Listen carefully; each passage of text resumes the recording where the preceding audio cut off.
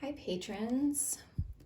I have had a couple of questions about creating dimension and depth in your abstract floral paintings, and so I thought I would paint something loose and abstract and talk about how I create depth and dimension. I'm using Payne's Gray, Turquoise, Hansa Yellow, and Quinacridone Red.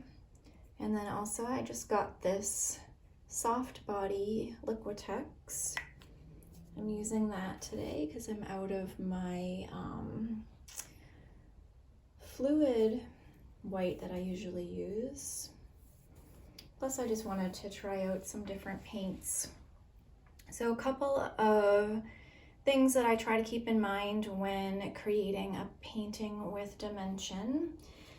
The first thing is to have a variety of values. And value just means how light or dark a color is on a scale of 1 to 10. So this is a gray scale from black to white, but you could also do this with any other color. So if you could have this be your darkest value, and then add a little bit of white, make it more of a pink until it gets to all white. So if you're painting a pink flower and you paint it, the whole thing in a value 4, it's going to have no dimension. It's not going to have any highlight or any shadow. So you want to keep in mind that within a flower, even if it's all the same color or not, you want to have a variety of values. Also, another trick that I use to create depth is to use cool and warm colors. So this Payne's Gray is a very cool, almost midnight blue. And when it's next to a color that's warmer, your eye will see the cooler blue receding and the warmer color coming forward. So I like to use this color around a lot of my flowers, or if I'm painting a vase, I mix some of it in between some of the stems so that the stems and the flowers come forward a little bit. And you could also use turquoise for that, but you can see that the Payne's Gray is a little bit darker. And let's see. So if I mix my little bit of turquoise in with the Hansa Yellow, and I want to create a leaf, right? That's not totally flat, but it's a pretty flat color. If I want to make it a little bit more dimensional, I can add more variety, a little bit of light and dark, a little bit of warm and cool. So this side's a little bit cooler because it has more blue, and this side is a little warmer because it has more yellow. So I will do my best to explain this again as I create more flowers and leaves. So you can even add in more dimension by adding not just 1 or 2 values, but like maybe 4 or 5 different values. So I'm going to go ahead and create just some background here. I'm going to start to think about where I want to place my flowers. I was just kind of making a mess and not really thinking about what I was doing to begin with. So this is like a dark cool green. If I put a flower here, it will help the flower to pop forward.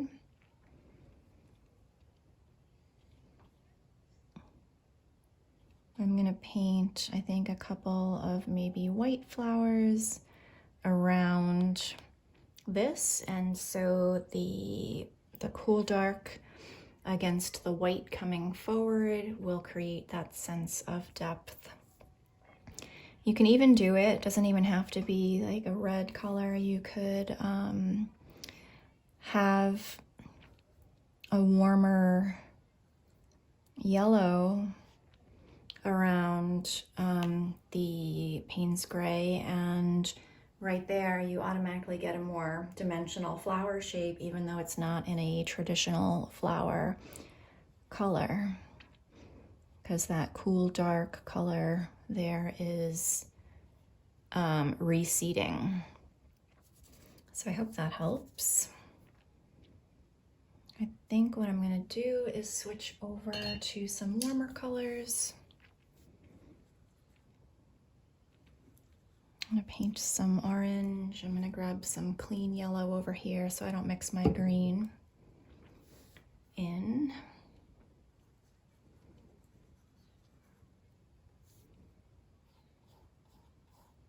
I know that green is still wet, so I don't want my orange to touch it. So I'm being a little more cautious.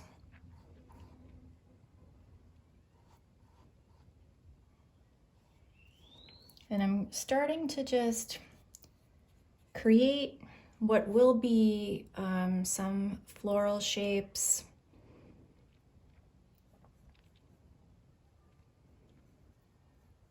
Can add in a little bit of white to change up the value. Right, and when I start to do this, I'm getting a more dimensional flower than if I just painted it all that same dark color.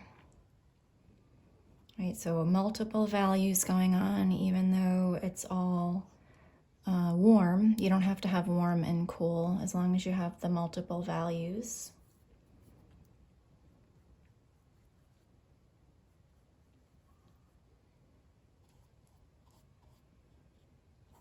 And oh, one other thing I do. So the first thing, value. Second thing, warm colors, cool colors. And then a third thing is to overlap. You don't want everything to be sitting side by side. You want some overlap in your painting. Otherwise, it just kind of looks like your flowers are floating. So you want to make sure as you go along that you're going over some of the leaves and some of the leaves are going over the flowers. And then it won't look like anything is just like kind of strangely floating around on the canvas.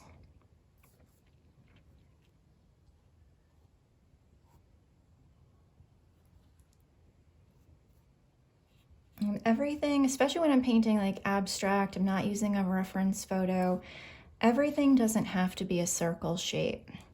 You could just have a bunch of spots like this around your canvas and they will read as flowers, because if you have a few shapes that look like leaves and a few shapes that kind of look like flowers, everything will read as leaves and flowers, even if they're not in the shape of a leaf and a flower. So feel free, it's a good time to experiment with different brush strokes. If you don't like something, you can always just let it dry and paint over it. I do that all the time. I'm gonna go in with a little bit more dark, and I'm gonna start to put it around some of the warmer orange and pink colors that I created.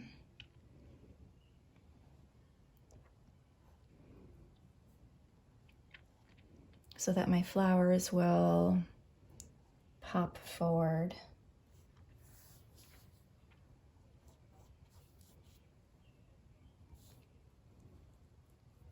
I'm going to put a little white in here to change the value up a bit.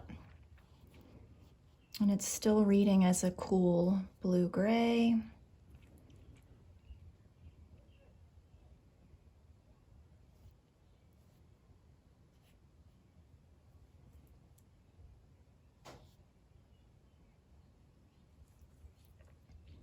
If you mix a little yellow, you get a really desaturated green, almost a green-gray.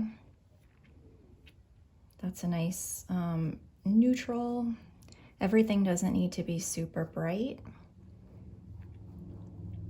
Having some neutrals around some bright colors will help the bright colors pop a little bit more.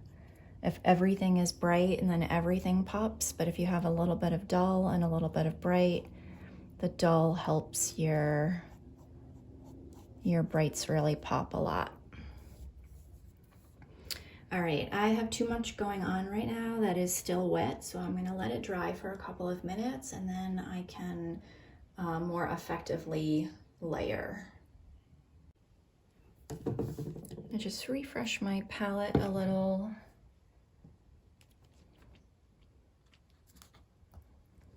That's my Payne's Gray. I probably have enough red. It's really hot here today, so I'm just gonna spritz with some water. I'm gonna go in with some yellow right on the white canvas because the yellow can be really translucent and it won't layer well over other colors.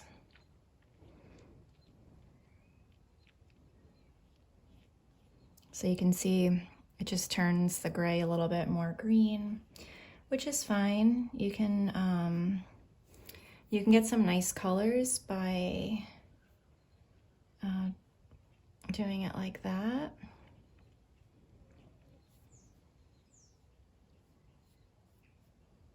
I want a little bit of this yellow to pop through though.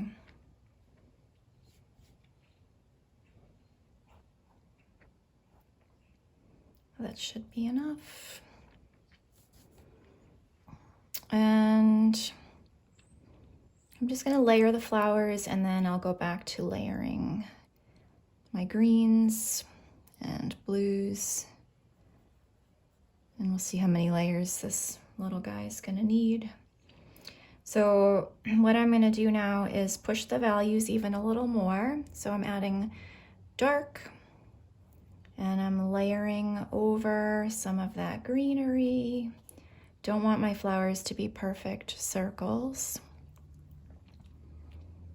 Okay, so now I'm adding in a little bit of white. Another value. So you can see in this flower alone, there's 1, 2, 3, 4, at least 5 different values going on.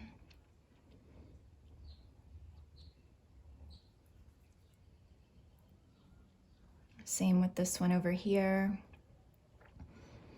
And I'm going to try to do that with some of the ones that are more on the top.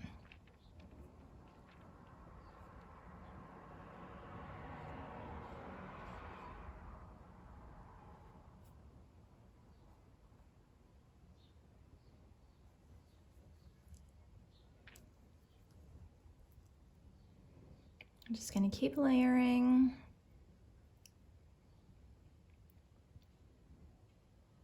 Everything I'm using now is a warm color, and I'll go back in with some cool colors later.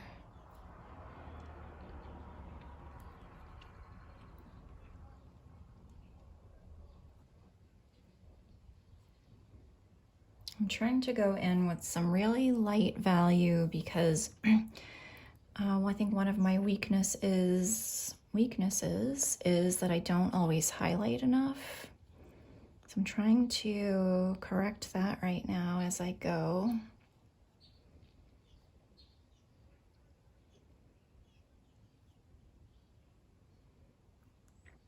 And I think I have too much green going on down here, so just adding in some really light pink and some peach, right? I need more than one value. And that will kind of break that up.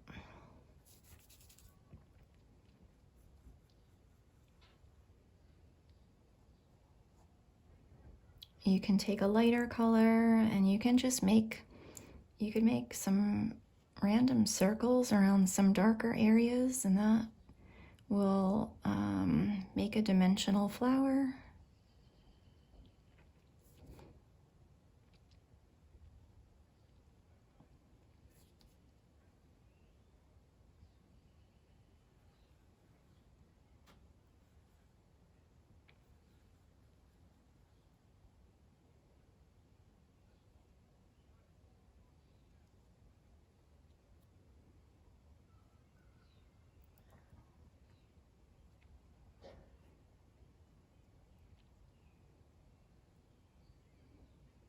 I like where this is going so far. So if I'm not explaining creating dimension enough, please let me know.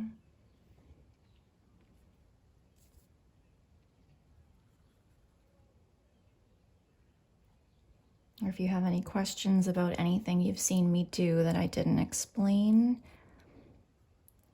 feel free to ask.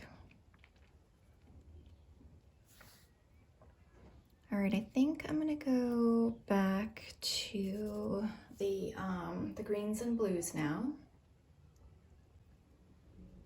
I'm just using the same brush. I'm just gonna wipe it off a little. I'm gonna mix a light blue. I don't mind getting a little red into my blues and greens because that just desaturates the color a little. It does the same the other way around, but I don't want my reds and oranges to be desaturated on this. So if I were using red right now or orange, I would clean my brush, or I would get a clean brush. And remember to overlap. It's okay that I'm cutting into these flowers a bit. You can always go back over the flowers once this dries. But this mixing of everything, like I said earlier, helps make it look like the flowers are not just sitting on top of all of the leaves and they're actually mixed in with them. I'm trying to lighten this up a little bit, because I do feel like some of these grays are a little dark.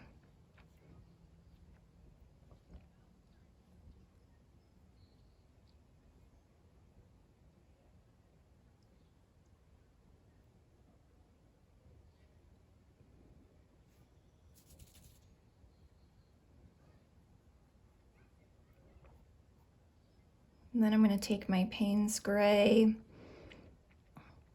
and I'm going to kind of go back in near the flowers where I want to add some depth. I'm not going all the way around the flowers, but I'm going sort of near them, close enough that the dark, again, will help your eye to see that color as receding and push the warm color forward.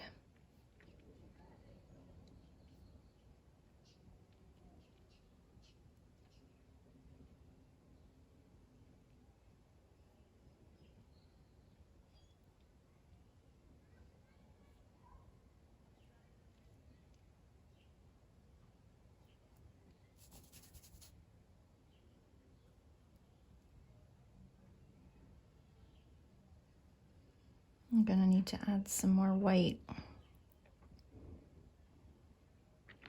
That's kind of an interesting green.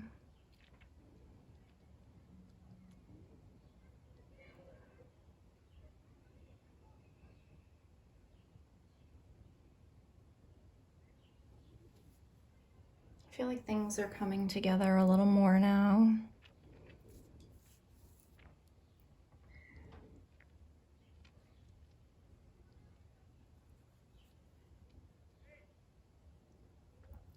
What I'm doing is going over some of the green areas with another layer and a little bit different of a value.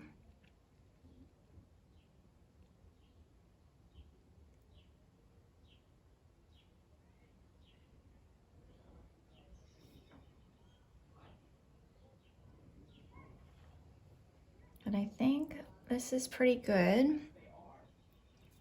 I'm switching back to my orange and red, but I'm going to give it a couple of minutes to dry so I don't smudge any of this green.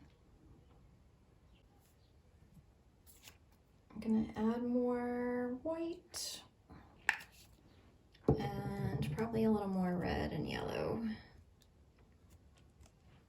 Paints are all clogged.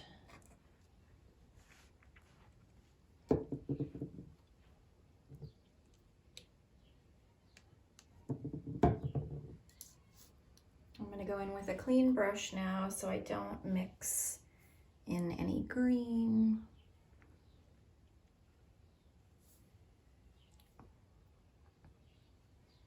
I'm gonna mix a warm pink. I guess that's kind of peachy. I'm gonna make it lean a little more pink.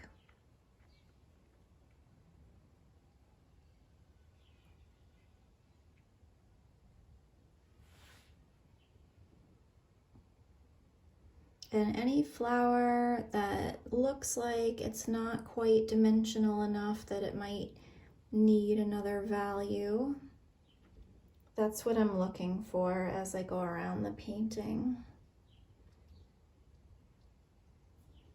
So I'm just trying to scan the different areas.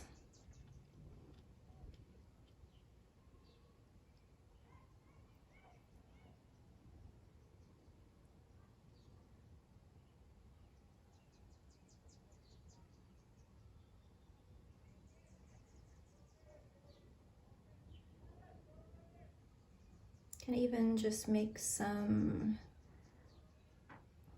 a little brighter spots. I'm gonna bump up the lightness down here.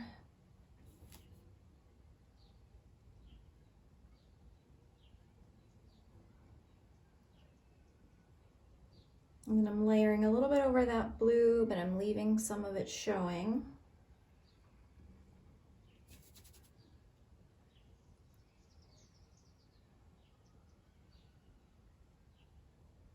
And I want to put a little bit of my orange back in here.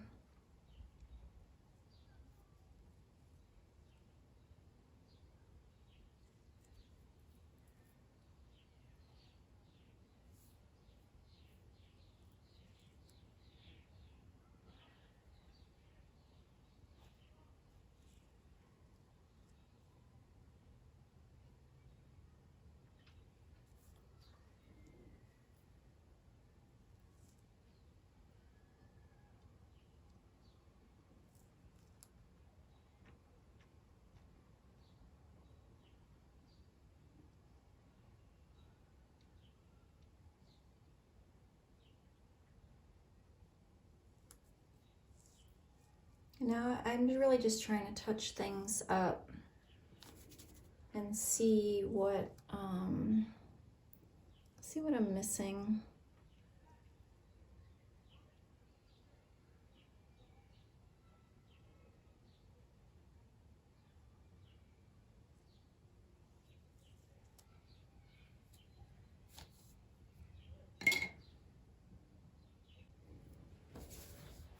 I just grabbed a clean brush. I just moved the painting away from me for a few minutes because when you're painting down like I'm painting, it's actually kind of hard to see what is going on all the time. And it's helpful, I think, if you have an easel, I think it's better to paint on an easel or even a tabletop one so that you can keep your painting angled toward you. It's also a good idea to step back a lot because you really need to see it from multiple perspectives to see if what you're doing is working or not. And I think I'm pretty much finished with this. Even though these flowers here in the middle don't have a dark center, I think they still read as flowers, especially because I think these ones here have a little bit more dimension, and that helps the rest of them to read as flowers.